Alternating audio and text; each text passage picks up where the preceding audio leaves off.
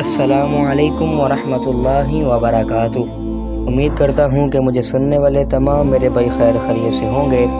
इमाम मोहम्मद बाकर अलैहिस्सलातु वस्सलाम ने फरमाया, मोमिन की मिसाल तराजू के पलड़े की सी है।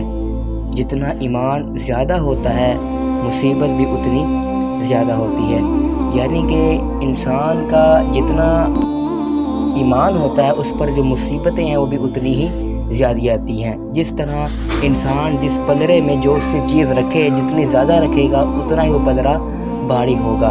तो इंसान का जितना ईमान होगा तो उस पर मुसीबतें भी ज़्यादा आएंगी। लेकिन हमें मुसीबत के वक़्त अल्लाह तबारक व तआला की बारगाह से ये दुआ करनी चाहिए कि अल्लाह हमें मुसीबत के वक़्त सब्र अता फरमा, और जब हमारे ऊपर कोई खुशी आए तो हमें शुक्र अदा करने की तौफ़ीक़ अता फरमा।